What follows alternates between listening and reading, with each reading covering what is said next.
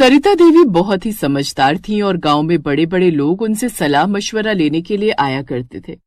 सरिता का पूरा दिन दूसरों की समस्याएं सुलझाने में बीत जाता था, लेकिन उनकी इस मशहूरी का सारा भार उनकी बहू कीर्ति पर था, जिसका सारा समय आने वाले लोगों की खातिरदारी में ही निकल जाया करता था। ऐसे ही आज के दिन भी गांव का मोहन नाम का एक किसान सरिता के पास सलाह लेने के लिए आता है। अरे सरिता बहन, तुम मेरी कुछ मदद करो, मुझे कुछ भी समझ में नहीं आ रहा। मेरा बेटा तो मेरी कुछ मदद करवा कर राजी ही नहीं है, बस जब देखो अपनी ही खुशी में डूबा रहता है। मैं तो उसे समझा समझा कर थक गया हूँ। मोहन भाई, तुम्हारा बेटा अभी 16 साल का है, अभी उसे अपनी मर्जी कर लेने दो। यही तो उम्र है उसके खेलने कूदने की। धीरे धीरे वो अपने आप ही समझदार हो जाएगा। जब तुम उसके समय के थे तो तुम भी तो ऐसे ही थे। हाँ बहन, आपकी बात तो ठीक है। चलिए अब मैं चलता हूँ, माफ करना आपको परेशान किया। अरे ऐसे कैसे? घर आया मेहमान तो भगवान का रूप होता है, आप ऐसे नहीं जा सकते। अरे कीर्ति बहू, जरा जल्दी से 2 कप चाय तो बना कर लेकर आओ। देख मोहन काका आए हैं। रसोई में कीर्ति, जिसने पहले से ही चाय चढ़ा दी थी, वो गुस्से में बड़बड़ाते हुए कहती है, मैं तो अपनी सास की पंचायत से परेशान हो गई हूँ, जो सारा दिन गांव में लगी रहती है। कभी कोई तो कभी कोई, हर रोज मेरी सास से सलाह लेने आ जाता है।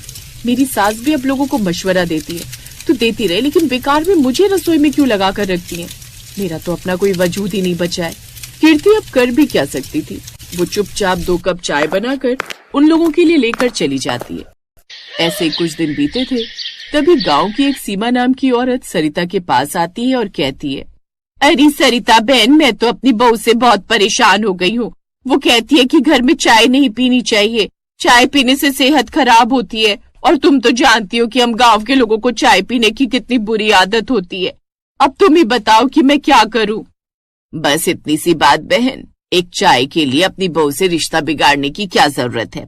तुझे जब भी चाय पीने का मन किया करे तू मेरे घर आ जाए कर। मेरी बहू तो एक आवाज पर ही चाय बना कर ले आती है। देख, अभी तुझे दिखाती हूँ। सरिता ने ये बोला और उसके बाद अपनी बहू को गर्व के साथ आवाज मारनी शुरू कर दी।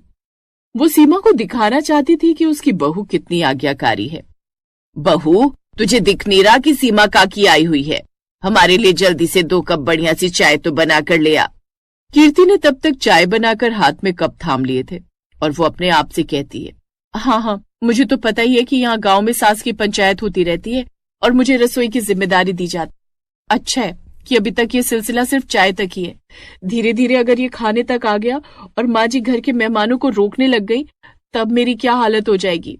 क्या मैं सिर्फ चाय नाश्ता बनाने के लिए इस घर में आई हूँ? कीर्ति उन लोगों के लिए चाय लेकर चली जाती है, लेकिन रोज रोज के तमाशे से वो बहुत ज्यादा परेशान हो गई थी। अब वो अपने पति प्रकाश को आवाज लगाकर एक दिन कमरे में बुलाकर कहती है, प्रकाश, तुम्हें कुछ करना होगा। माँ जी जब देखो घर में किसी न किसी को बुला लेती हैं और हम सबको परेशानी होती है। मुझे ऐसा लगता है कि गांव में सास की लगने वाली ये पंचायत हमें बंद करवा देनी चाहिए। घर घर रहना चाहिए, कोर्ट कचहरी नहीं। कीर्ति, तुम जानती भी हो इस गांव में सब लोग माँ की कितनी इज्जत करते हैं।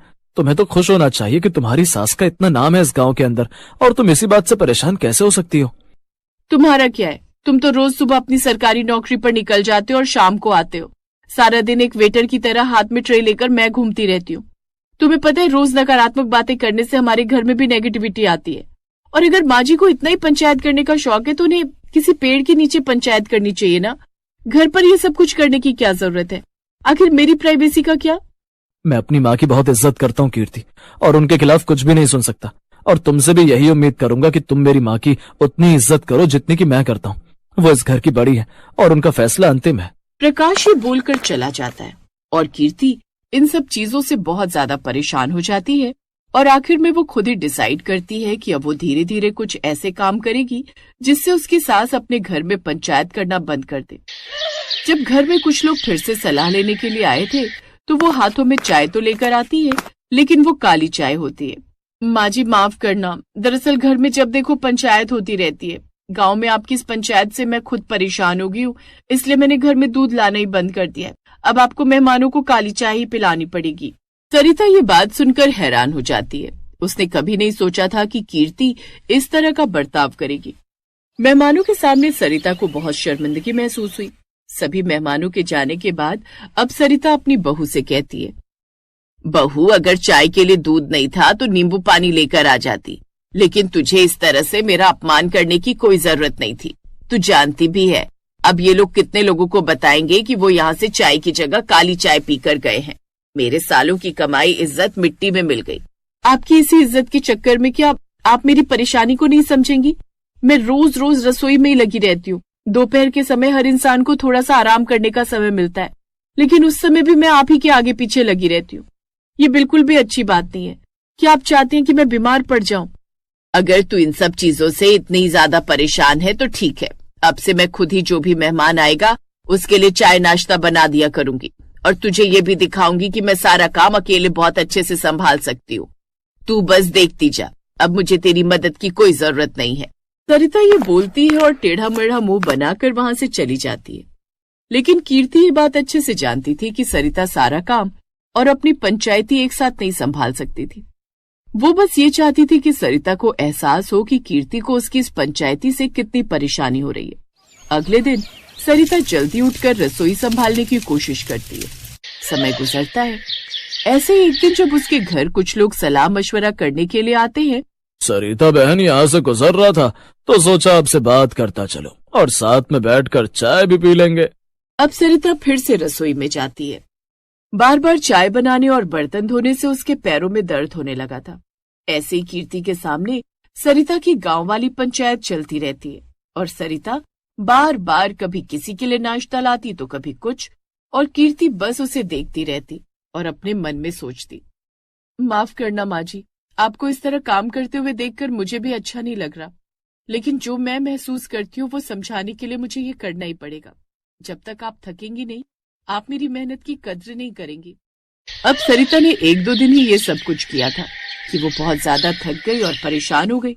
और जब उसके घर वही औरत सीमा आती है जिसको उसने घर पर आकर बार बार चाय पीने की अनुमति दी थी, तो वो उस औरत से कहती है, देखो सीमा, मैं तुम्हें आज कोई चाय बनाकर नहीं पिलाने वाली हूँ। अरे अगर तुम्हारी बहू को नहीं पसंद है कि तुम्हारे घर में चाय बने तो चाय पीना छोड़ दो, या अपने लिए चाय तुम खुद बना लिया करो। हर चीज के लिए बहू को जिम्मेदार ठहराना जरूरी नहीं होता है। बहन, बहू भी तो इंसान है, कोई मशीन नहीं। अब तुम अपने घर जाओ। सीमा सरिता का बदला हुआ रूप देखकर हैरान रह गई और बिना कुछ कहे चली गई। सरिता को एहसास होता है कि वो सच में कीर्ति के साथ कितना गलत कर रही थी। वो कीर्ति के पास जाती है और उसका हाथ थाम लेती है। बहू, मुझे माफ कर दे, मैंने अपनी शान के चक्कर में तेरी सुख सुविधाओं को दांव पर लगा दिया था। आज मुझे समझ आया कि अकेले घर और बाहर का काम संभालना नामुमकिन है। सरिता देवी ने अपने गांव में चलने वाली पंचायत को अपने घर से हटाकर गांव के किसी पेड़ के नीचे शिफ्ट कर दिया। अब वहां पर उन्हें किसी का ज्यादा आदर सत्कार भी ना करना पड़ता और उनके घर वालों को भी उनके इस पंचायत से बिल्कुल भी परेशानी नहीं होती। अब घर में शांति थी और गांव वालों को उनकी सलाह भी मिल रही थी।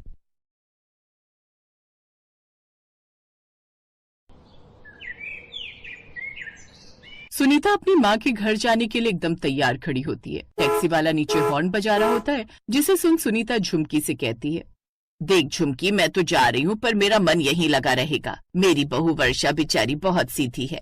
सुबह 9 बजे ऑफिस के लिए भागती है और रात को थक कर चूर होकर आती है।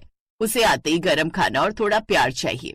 अनिरुद्ध भी सीधा है, उसे टाइम पर नाश्ता दे देना। बस ये ध्यान रखना कि बहू को मेरी कमी महसूस ना हो, समझी?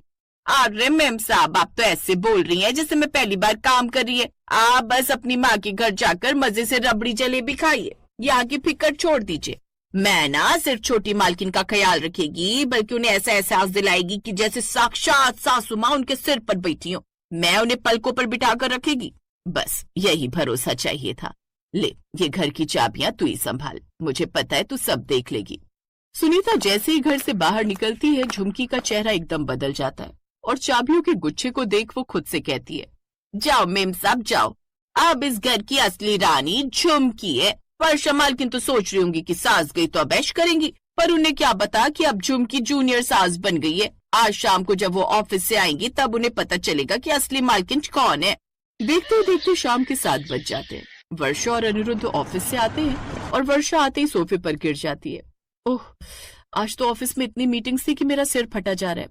अनिरुद्ध, मम्मी जी के बिना घर कितना खाली लग रहा है ना। झुमकी, ओ झुमकी, कहाँ मर गई? जरा एक गिलास नींबू पानी बना दे, बहुत प्यास लग रही है।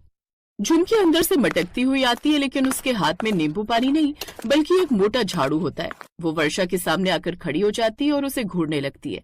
ए वर्षा, ये क्या तरीका बात करने का? घर में घुसते ही चप्पलें यहाँ वहां फेंक दी, बैग सोफे पर ऐसे पटका जैसे कोई कूड़ा हो। क्या तुम्हारे ऑफिस में तमीज नहीं सिखाते? और ये नींबू पानी क्या लगा रखा है? हाथ पैर सलामत है, जाओ रसोई में फ्रिज रखा है, खुद बनाकर पी लो। मैं यहाँ तुम्हारी नौकरानी नहीं, तुम्हारी देखभाल करने वाली हूँ, और मेरा काम तुम्हें आलसी बनाना नहीं है। झुमकी, ये तो क्या बोल रही है? तेरा दिमाग तो खराब नहीं हो गया? मम्मी तुझे हमारा ख्याल रखने को बोलकर गई थी। छोटे मालिक, आप तो चुप ही रहिए। मर्दों को घर के मामलों में नहीं पड़ना चाहिए। बड़ी मालकिन ने कहा था बहू का ख्याल रखना, और ख्याल रखने का मेरा पहला नियम यही है कि बहू को काम चोर ना बनने दूं। वर्षा, चलो खड़ी हो और ये जूते उठाकर रैक में रखो। और सुनो, आज रात को खाने में सिर्फ उबली हुई लौकी की सब्जी बनेगी, क्योंकि बड़ी मालकिन कहती है कि बाहर का खा खा कर तुम्हारा दिमाग खराब हो गया है। लौकी? मुझे लौकी से नफरत है झुमकी, तुम अपनी हद पार कर रही हो। कल सुबह मैं मम्मी जी को फोन करके तुम्हें काम से निकलवा दूंगी। निकाल दो, पर अब भी तो मैं ही मालकिन है, और अगर ज्यादा जुबान लड़ाई ना तो अभी मेम साहब को फोन लगा दूंगी कि तुम्हारी बहू घर आते ही मुझ गरीब पर चिल्लाती है और तुम्हारी पीठ पीछे तुम्हारी बुराई कर रही थी। फिर देख लेना, मेम साहब वहीं से ऐसा डांटेगी कि ऑफिस जाना भूल जाओगी। झुमकी की ऐसी बातें सुनकर वर्षा डर के मारे जूते उठाती है, क्योंकि उसे पता था कि उसकी सास झुमकी पर बहुत भरोसा करती है।